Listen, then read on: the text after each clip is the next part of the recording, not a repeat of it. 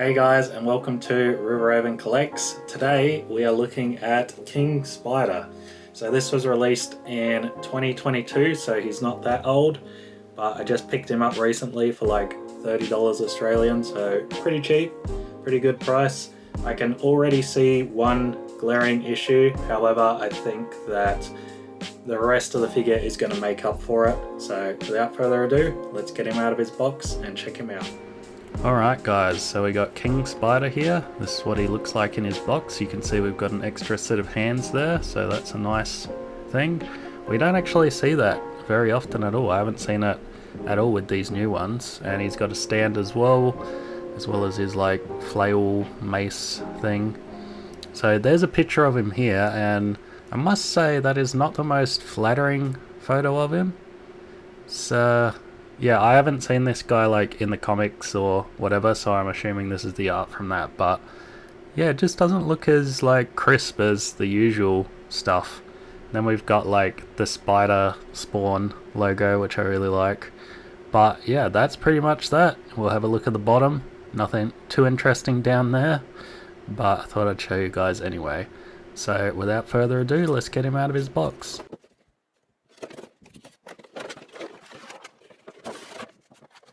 So here's the back of the box with that awesome flame green, and then we've got King Spider. I keep wanting to say Spider King, even though I know that it's King Spider. I'm sure I'm going to say it at one point, so please forgive me if I do.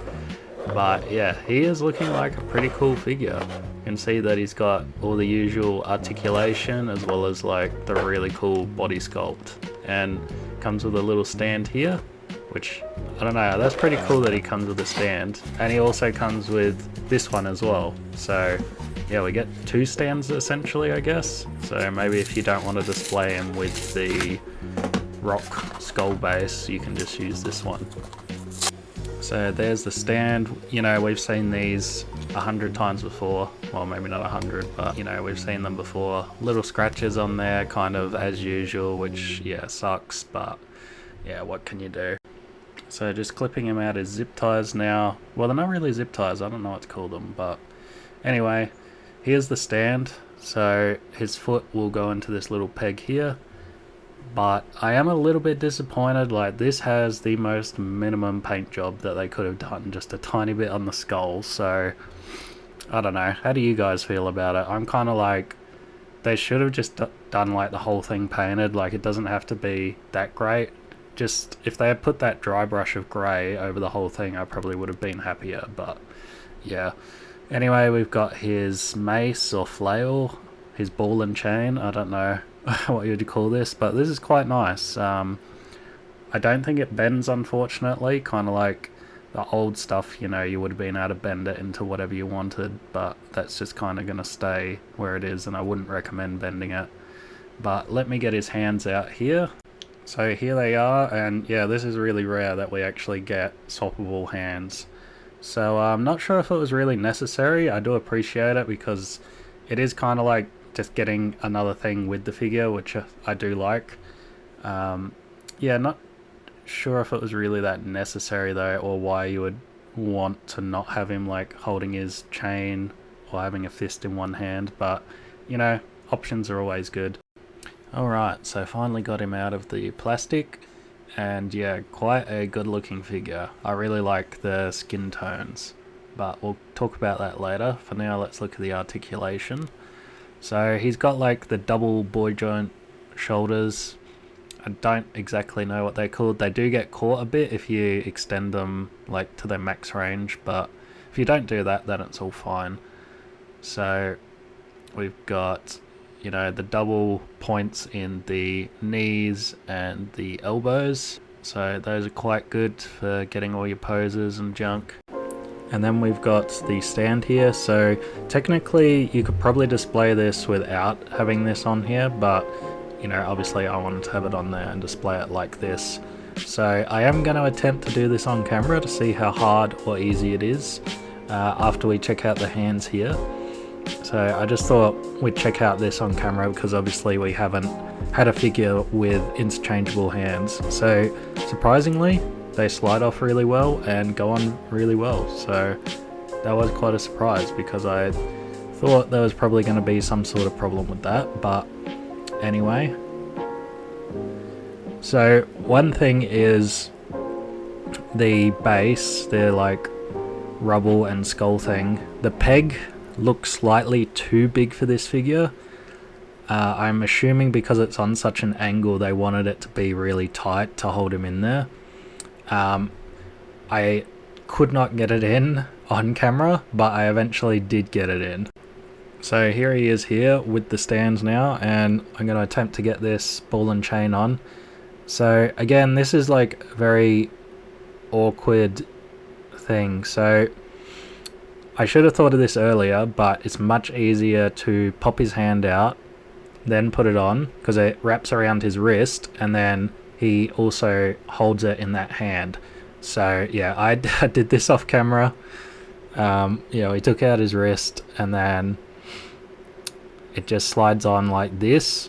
It's very fiddly. So I just put the hand on the chain there, as you can see, and I'm kind of like out of shot here, but yeah, so it is actually quite a struggle to get it on, but eventually did get it on, and I think it looks like really cool. I think that it's a nice idea that they did the chain around the wrist and then kind of having his handle lower down. So yeah, and I quite like the pose with the rubble. It's quite nice compared to just having the flat base. So obviously he's got a lot of articulation. The shoulders do kind of get caught on those pieces. I'm not sure what you would call those, but yeah, overall quite a nice figure. And I almost forgot to check out the articulation. So we've got these shoulders again, and they do get stuck a bit. I don't think using them more is going to loosen them up at all, unfortunately, but besides that, we've got all the articulation you could ever ask for, and it's all very, very good. So we've got the double jointed like elbows and knees. The feet are a little bit loose, and you can see that shoulder getting stuck again there. And yeah, that's pretty much all that. So I'm going to leave you guys with the showcase and then be back with my final thoughts.